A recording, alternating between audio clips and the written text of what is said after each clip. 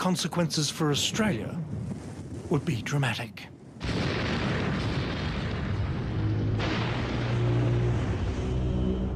India and New Zealand had already slipped away. Now Antarctica and Australia were being torn apart. First, a great rift valley opened up and widened. Then Australia and Antarctica started to unzip from the west.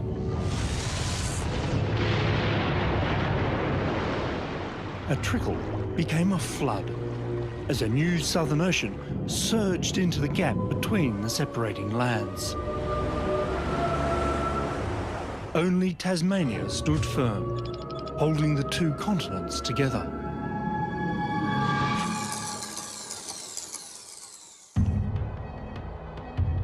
Today, Tasmania wears its war wounds with pride. For over 100 million years, intruding molten rock had been forcing its way upwards, looking for a weak spot. This is the volcanic dolerite rock that now dominates Tasmania. There's more of this rock here than anywhere else on Earth. Towering dolerite sea cliffs guard the coast. Dolerite punches through the highlands, and the rock glowers over the capital of Hobart itself. All indelible evidence of the dying days of Gondwana. This was a torrid time across the planet. Although much of the Australian landmass still lay within the Antarctic Circle, the climate was warm rather than polar, thanks to a sudden surge of greenhouse gases that peaked around 55 million years ago.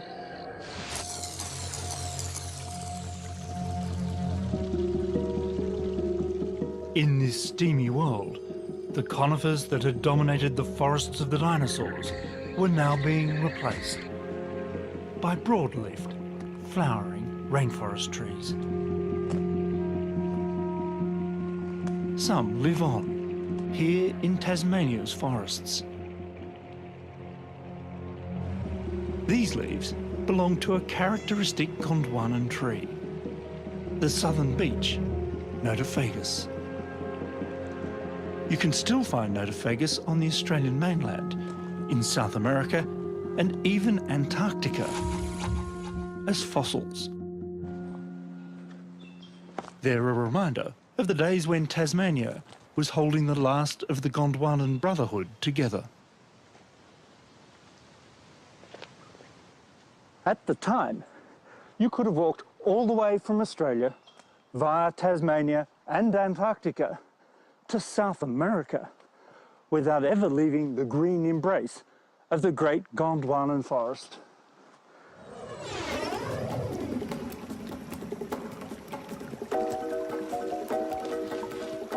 And it was through this green transantarctic highway that marsupial mammals scurried out of the forests of South America and onto Australian soil.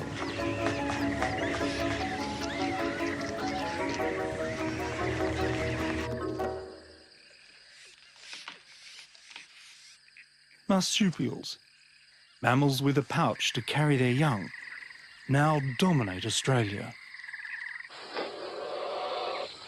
But marsupials were neither the first nor the only mammals in the country. They found themselves mingling with the monotremes, curious furry enigmas like the platypus that still laid eggs. A legacy from their distant reptilian ancestors. Only two types of monotreme live on our planet today, and they're both a little peculiar. Now this little guy, of course, he's a truly famous Australian, the echidna or tachyglossus, and it's one of the true survivors for the early ages mammals, and we know that because it lays eggs like the platypus. He's tunnelling to China, I think.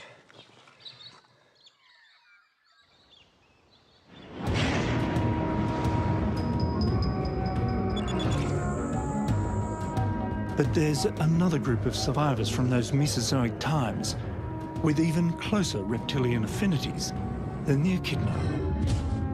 And they still inhabit the forests of their forebears.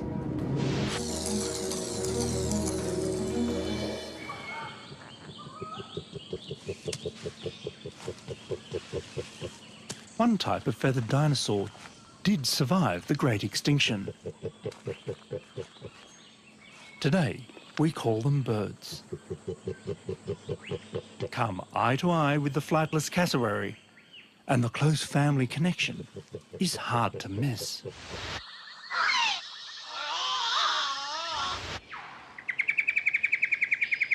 While cassowaries owe their existence to the dinosaurs, the rainforests of tropical Queensland owe their existence to the birds. It's a chain of connection that links down through time, all the way to the Hewitt family, modern human residents of the ancient rainforest at Cooper Creek.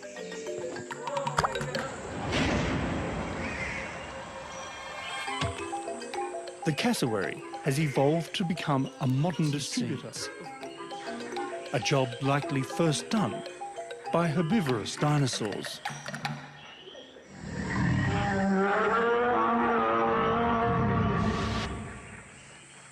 This is the cassowary plum. The cassowary is the only animal large enough to be able to swallow this fruit whole, and in doing so, increase its germination rate from 7% to an ultimate 92%.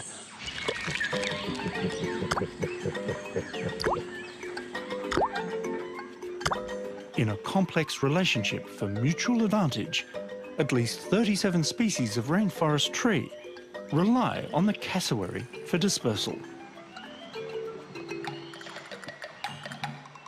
It's a big job,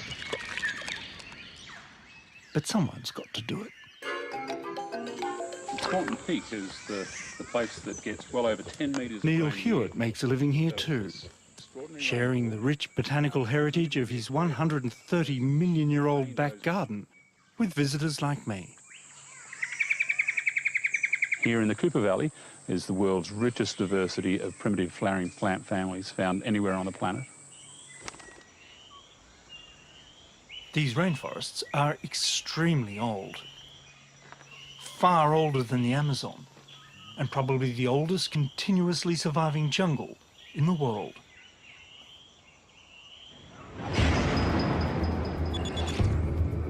Today, they cover less than 1% of the surface of Australia.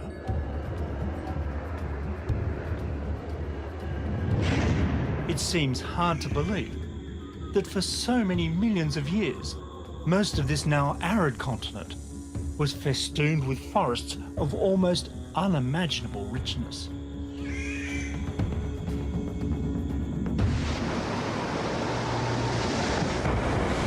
All that changed the moment that Tasmania finally let go of Antarctica.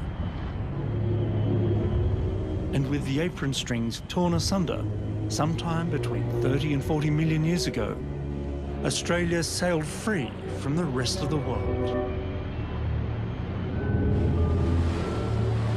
When not only Australia, but the Patagonian tip of South America also let go of Antarctica, cold ocean currents were able to sweep freely around the southern continent for the very first time. And Antarctica's fate was sealed. Encircled by icy currents, Antarctica and all who sailed on her began to freeze solid. Australia, loaded to the gunwales with Gondwanan refugees, set course for the tropics. A raft of life, adrift on a sea of change.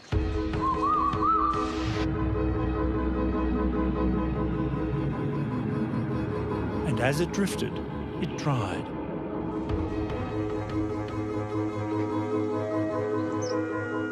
It was more than a passage into warmer climates. The freezing of Antarctica had taken much of the planet's available fresh water with it. This was the trigger for one of the planet's great biological experiments. Isolated and alone now, Australia's plants and animals began taking on their own unique identity. A remarkable rocky record of this defining moment has been found at Riverslea in northwest Queensland.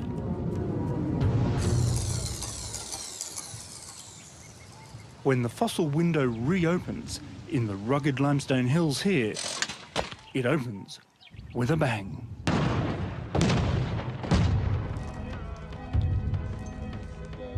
For prehistoric animal hunters like Mike Archer, Riverslea is one of the richest caches on the continent.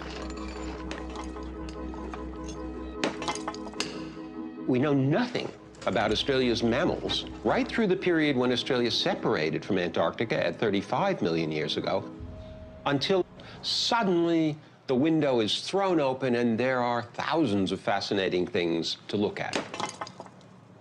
They document the last 26 million years of Australian history in exquisite detail. With every fossil-rich boulder recovered and bone, tooth and jaw released from acid bath, the ancient animals of Riverslea are telling their own backstory of Neogene Australia.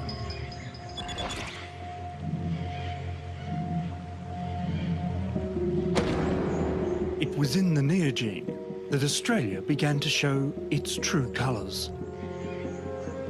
The beginning of Riverslea's story was of a rich forest. Cool, temperate, permanently wet, no seasons. So we started thinking about this as a kind of a green cradle. Here were the first brush-tailed possums. Here were the first ring-tailed possums. Here were the first koalas. All the things people think about today as typically Australian animals had their roots in these ancient rainforests.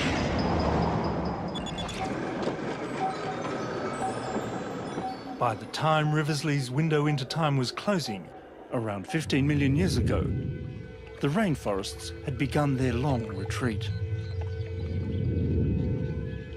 As the continent edged closer to the equator, the blooms of many new types of flowering plants started bursting out across the land.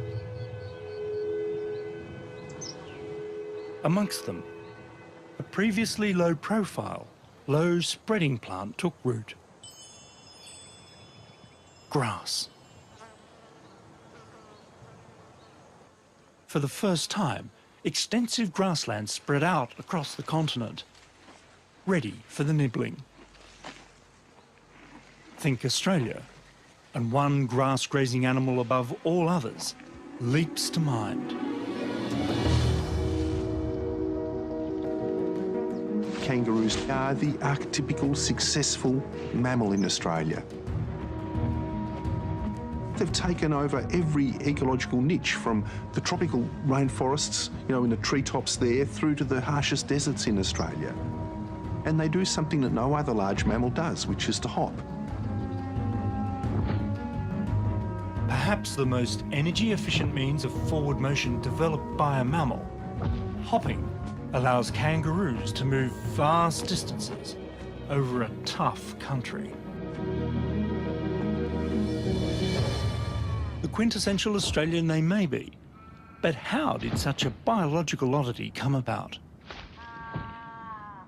So if you can take the bag for me. It's a puzzle that mammologist Tim Flannery has sought to solve since his early 20s. It's got very, very coarse hair.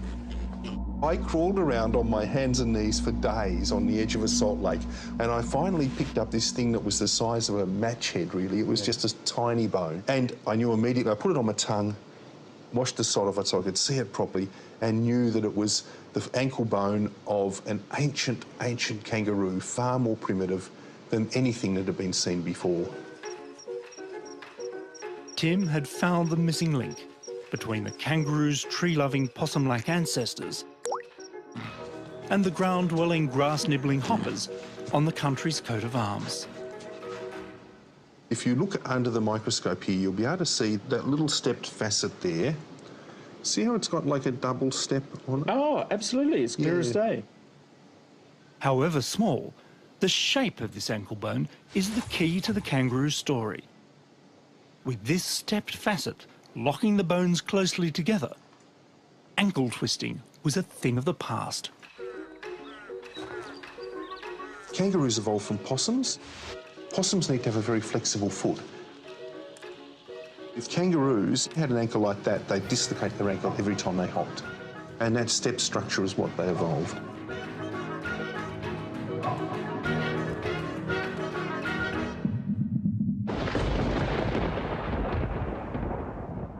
All this early ankle experimentation took place in the rainforests of Australia's Green Cradle.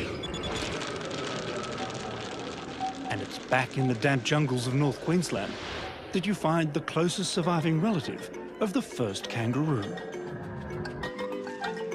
And here she is, the musky rat kangaroo.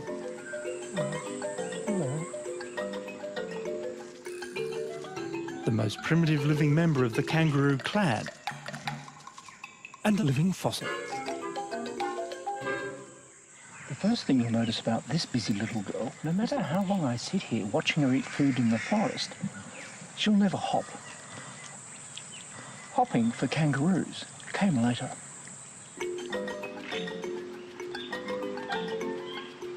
Down from the trees, and now with improved ankle bone technology, the first kangaroos were set to make that giant evolutionary leap.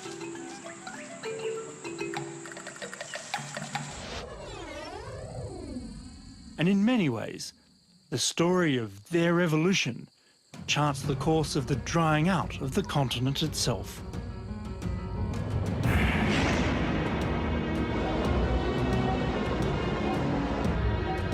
Not only new animals emerged out of this green cradle, the plants were changing too. The old Gondwanan forests shrank steadily back to the country's damp coastal corners. And in their place rose another true Australian original. The gum tree.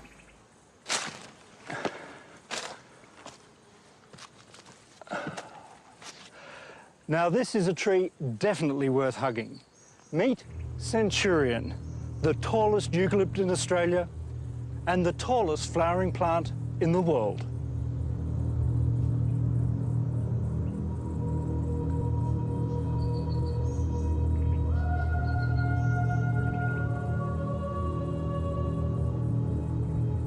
This towering Tasmanian mountain ash, a species of eucalyptus, has recently been laser measured at 327 feet high.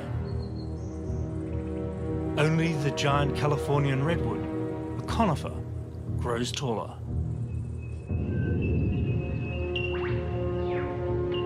The eucalypts have come to dominate the country. Gum trees have proven themselves in the toughest environments Australia can throw at them.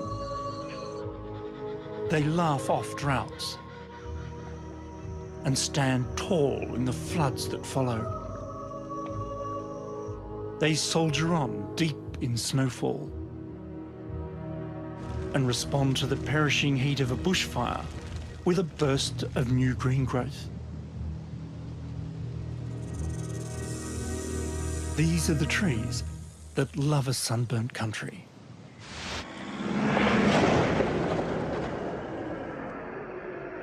And just as well. About 5 million years ago, desert began to finally claim Central Australia. The last vestiges of a jungle flora, now surrounded by a sea of sand and spinifex grass, found refuge deep in natural soaks and damp gorges. Arid Australia had arrived. And so had the Quaternary.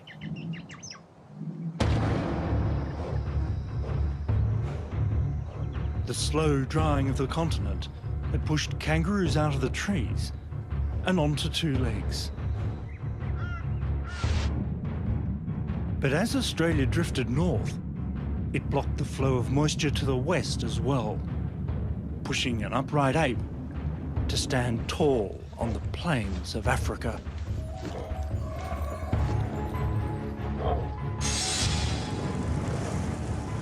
But even more change was on its way. The Ice Ages.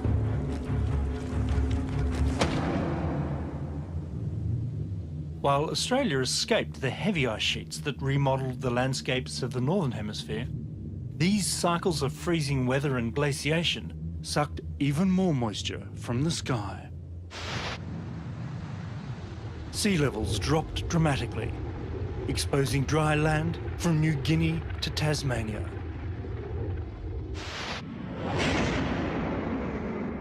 Plants grew even tougher and less nutritious.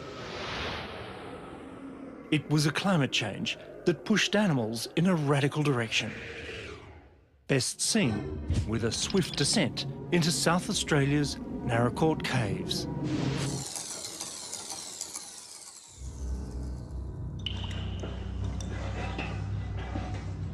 Paleontologist Gavin Prideaux has offered to guide me to the big game of Ice Age Australia. The ground under Narracourt is riddled with caverns, into which animals have stumbled and fallen to their deaths.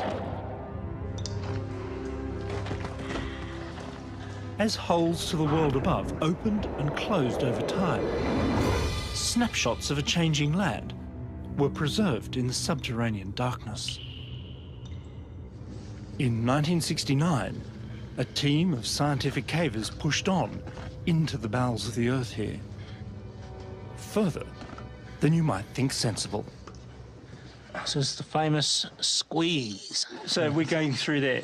Yes, we are going through there. You're kidding me. Nope. Helmet on the side as you come through the tight bit, and then just use your toes to push yourself along. Some people do this for fun. Blimey, this is tight. And it probably is, if you like being the human meat in a mountain sandwich. You through, Richard? Ah, right, okay. Okay. Most of the mammals that entered these caves never made it out alive. Well, here we are, Richard. The pit of doom. Certainly was. When the first cavers emerged into the Victoria fossil chamber, they came face to face with a megafauna graveyard.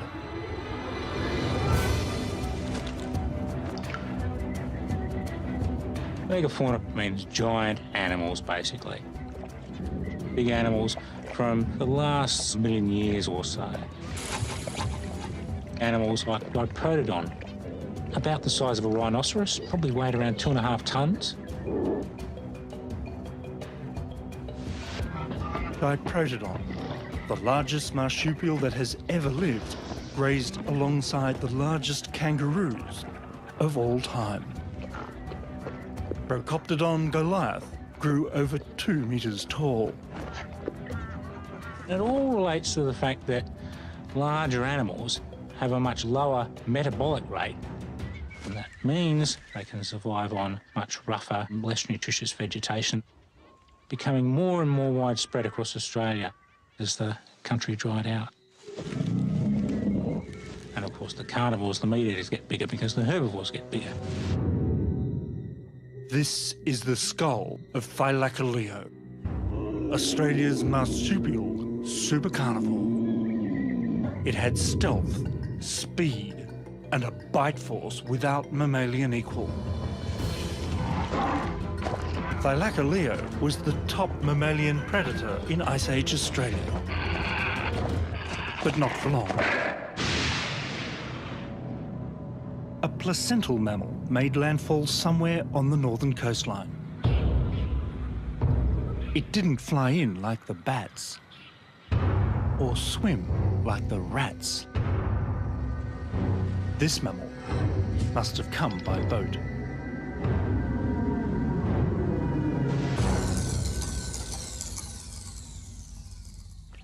The first human footsteps on Australian soil were made somewhere between here in the Kimberley and Arnhem Land in the Northern Territory.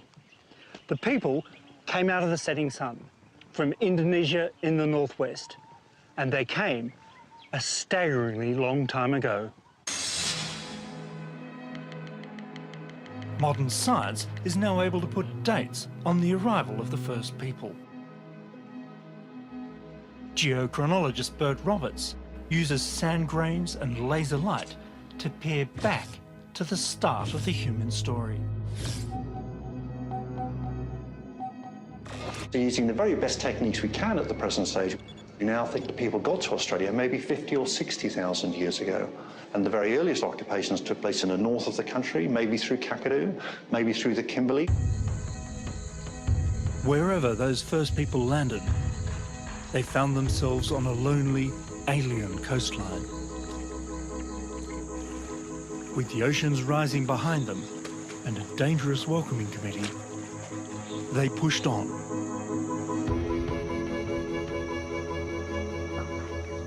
Once you push your way through the mangroves, you would have found a world unlike anything that you'd seen.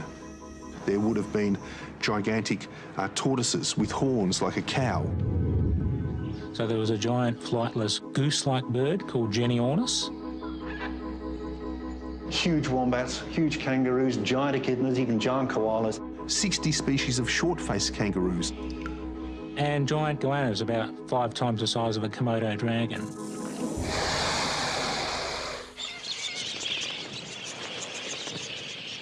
It was a land of plenty. From the beachheads of the tropical north, it seems the first people spread rapidly south. Following the coast and tracking inland along the watercourses, they penetrated deep into the heart of the continent.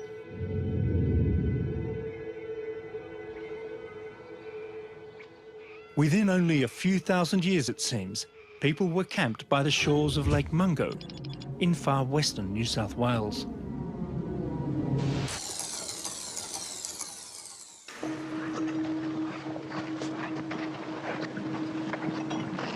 In 1969, fragments of a cremated skeleton were found weathering out of the bone-dry lakeshore.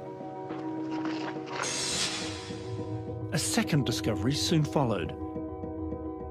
With dates firming at around 40,000 years, these are the oldest human remains yet found on the continent, and some of the oldest ritual burials in the world. Roger that, stone 4 done. This is bone 5. The crumbling clay of the prehistoric lake edge is still releasing secrets. Animal dinners cooked on fires amongst the dunes. Fragments of stone tools. Relics that speak to archaeologist Nicholas Stern of distant times. Changed climates and a forgotten landscape. My interest is primarily in the rubbish left behind from people's everyday life. It's a record that spans the entire history of human settlement on the continent, about which we know very little.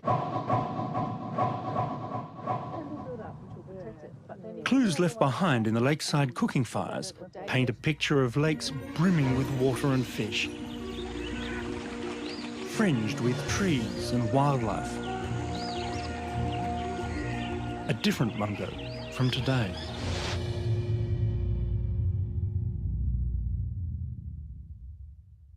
Mungo is a magic and moving place. You can walk in a landscape where people have been leaving footprints for over 50,000 years. There's few places on the planet with such a continual record of human occupation. Half close your eyes and you can almost hear the sounds of the people camped on the shoreline and enjoying a sunset, much like this. There are other ghosts in this landscape. Even before the first human burials here, the giant animals of the megafauna had disappeared from the continent. The timing alone suggests human involvement. But this remains a scientific cold case, hotly debated.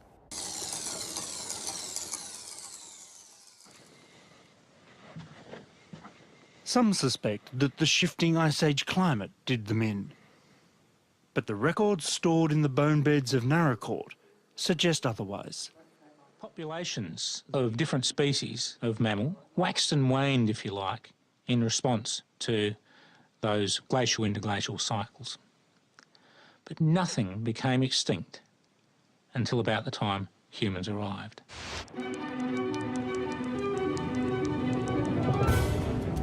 Whatever it was that killed these giant animals, a final desiccating wave of global glaciation was soon making life tough for the humans that survived them. At its peak, around 20,000 years ago, the bountiful land faltered. Forced back to the security of the lakes, Mungo people marked their passage on the edge of a drying clay pan. But these first Australians left behind more than footprints.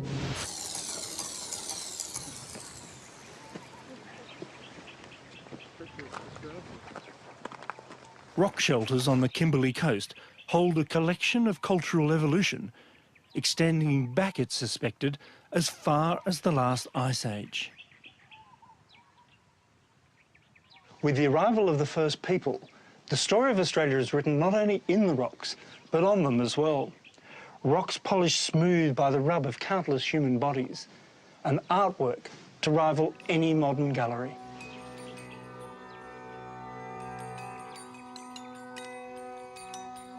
It's the art gallery that never closed, still cared for by the artist's living descendants, like Warrnambool man Greg Gunak. Oh, hi. Hello. Greg. Hey. Hello, welcome to Warrnambool country. Pleased to meet you. I'm so glad to be here. It's just so impressive. This is a collection of artwork that archaeologist June Ross and her team are keen to fully document and date. It is the story of Australia.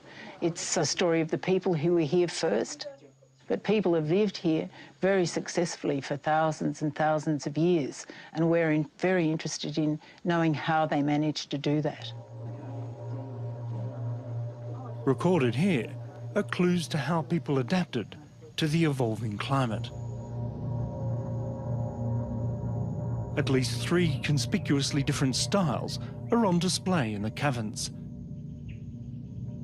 The oldest are slender, elongated figures. They appear to be floating, almost standing on their toes like ballet dancers.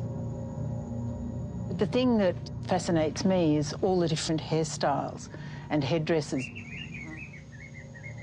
This flamboyant style is then replaced by more businesslike figures. So we think something's happening to the culture at this particular time. See a lot more weapons, the barbed spears, the hook sticks.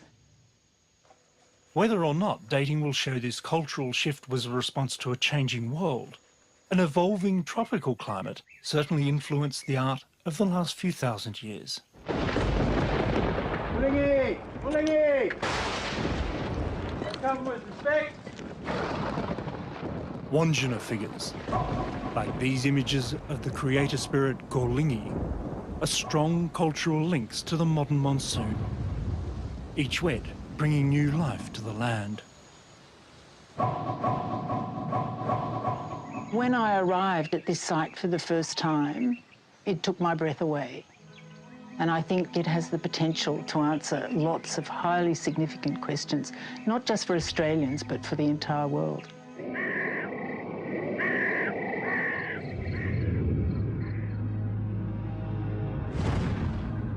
Across the country, Aboriginal Australians were witness to extraordinary change.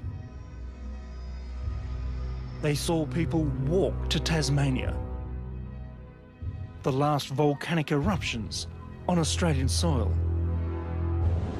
and then the coming of the Europeans.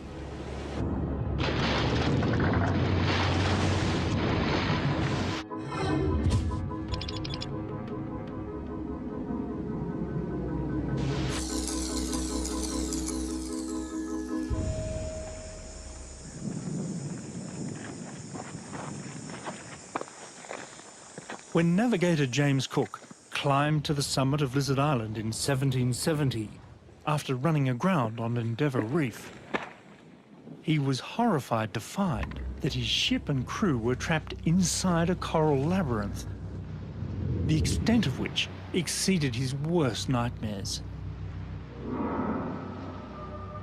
A maze of over 3,000 reefs and islands, extending over 1,200 miles along the coast.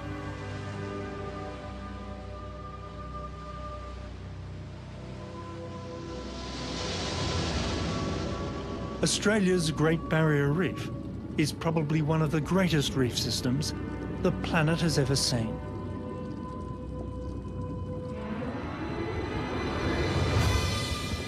But Cook climbed up here for salvation, not scenery. He was looking for a way out. Surprisingly, if Cook had come only about 10,000 years earlier, he wouldn't have seen the reef at all. His view from the coast to the horizon would have been of dry land, because the Barrier Reef hadn't arrived yet. At the height of the last ice age, sea levels plunged over 300 feet. And the older reefs were left high and dry. Aborigines would have walked where sharks now swim, hunting kangaroos on hillsides that fish now graze. As the Ice Age waned and the world thawed, the seas rose yet again. Coral larvae drifted in to reclaim the seafloor.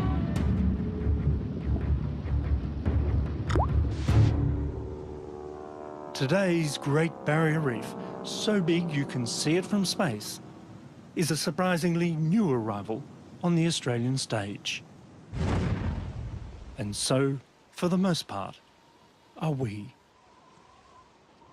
In many ways, you can think of James Cook's climb here to the summit of Lizard Island as a kind of turning point, the place from where our modern, still unfolding chapter of Australia's long story began. Because it's from here that he spied an escape route back to England, and the modern world soon followed.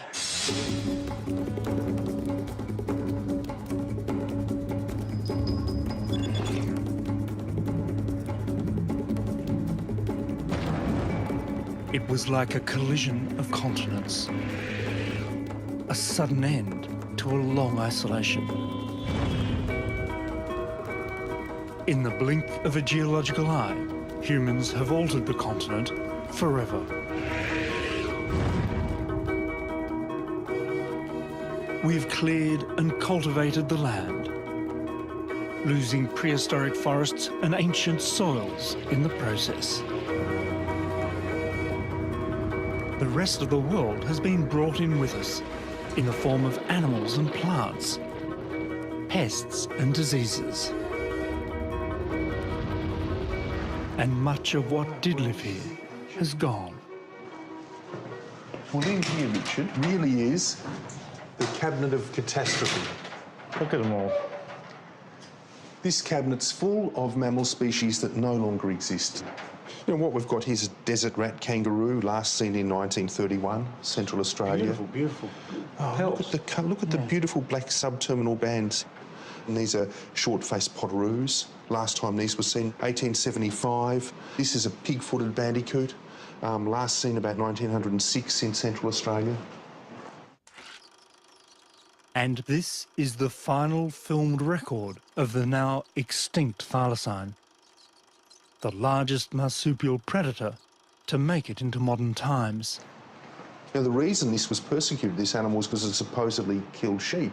We now know that 80% or so of the sheep that did die were stolen by convicts. They weren't killed by this animal. What the film doesn't show is the moment when, in righteous indignation, the thylacine opened its remarkable marsupial jaws and bit the photographer firmly on his placental rear end.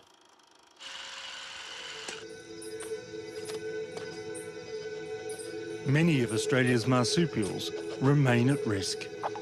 This extinction event is coupled with the one that happened 50,000 years ago, the giant megafauna, it's on the sort of scale that we see in the great prehistoric extinctions. It's the devastation of a continent. As clear as the cosmic dust marking the last days of the dinosaurs, our indelible radioactive signature is now being recorded in the rocks. The mark of the age of man.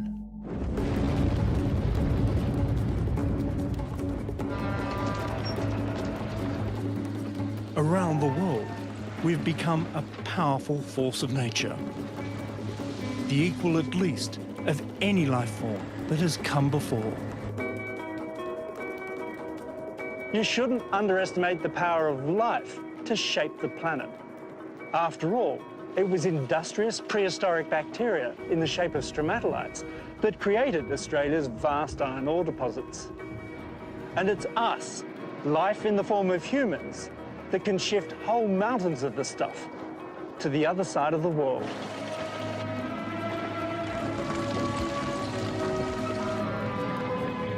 Each year now, humans shift more rock and soil than the flow of rivers and glaciers carries to the sea.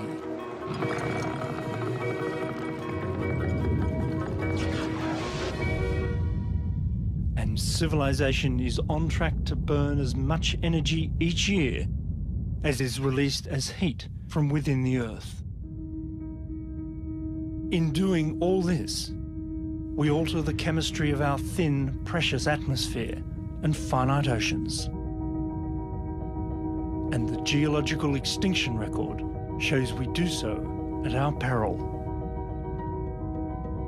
We may now hold dominion over the Earth, but the planet always wins in the end.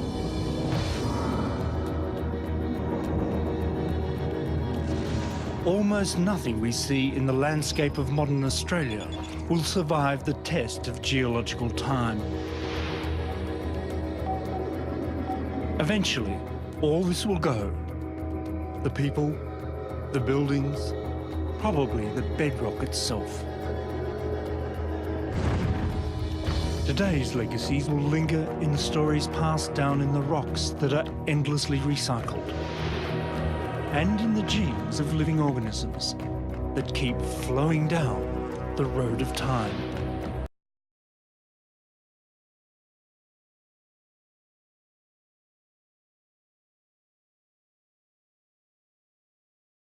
Marsupials were neither the first nor the only mammals in the country.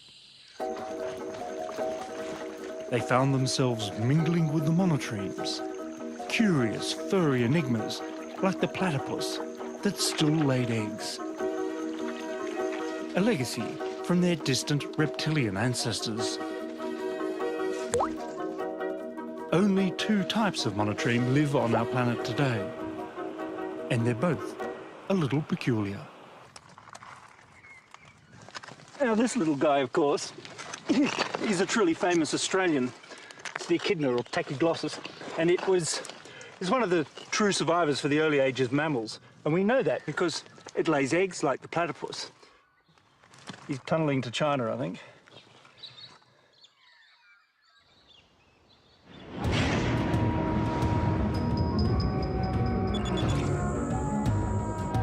But there's another group of survivors from those Mesozoic times with even closer reptilian affinities than the echidna. And they still inhabit the forests of their forebears.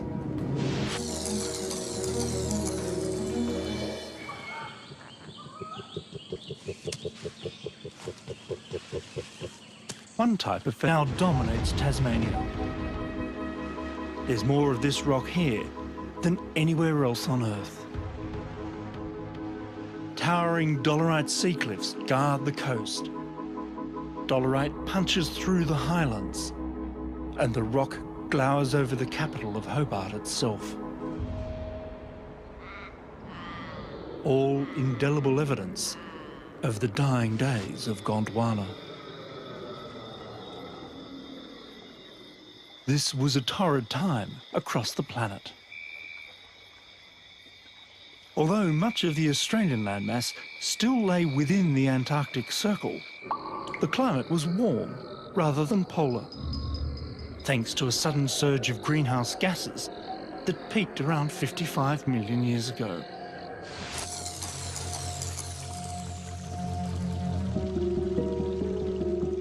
In this steamy world, the conifers that had dominated the forests of the dinosaurs were now being replaced by broad-leafed, flowering rainforest trees. Some live on, here in Tasmania's forests. These leaves belong to a consequences for Australia would be dramatic.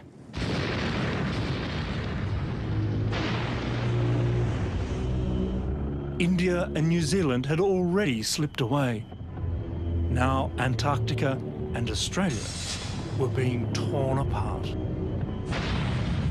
First, a great rift valley opened up and widened. Then Australia and Antarctica started to unzip from the west.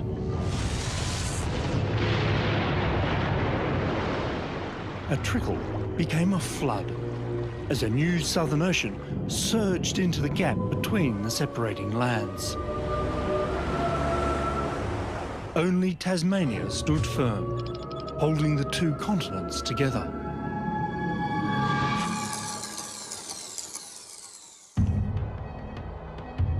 Today, Tasmania wears its war wounds with pride. For over 100 million years, intruding molten rock had been forcing its way upwards, looking for a weak spot. This is the volcanic dolerite rock, the characteristic Gondwanan tree, the southern beech, Notophagus. You can still find Notophagus on the Australian mainland, in South America, and even Antarctica as fossils.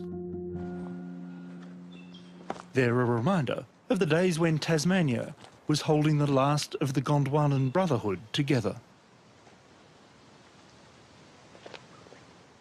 At the time, you could have walked all the way from Australia via Tasmania and Antarctica to South America without ever leaving the green embrace of the great Gondwanan forest.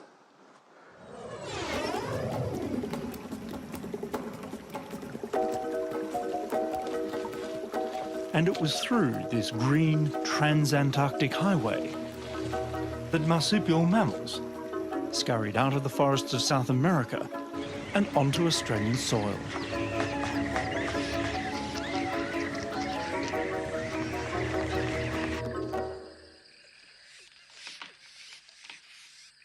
Marsupials, mammals with a pouch to carry their young, now dominate Australia.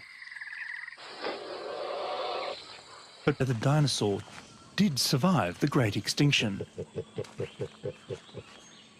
Today, we call them birds. Come eye to eye with the flightless cassowary, and the close family connection is hard to miss.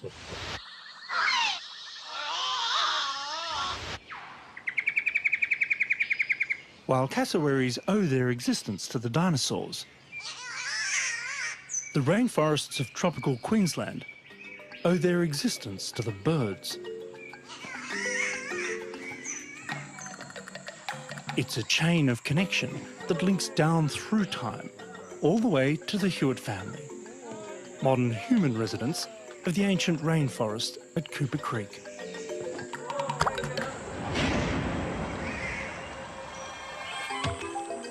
The cassowary has evolved to become a modern distributor, a job likely first done by herbivorous dinosaurs.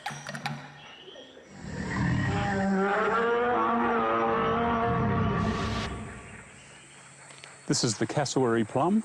The cassowary is the only animal large enough to be able to swallow this fruit whole, and in doing so increase its germination rate from 7%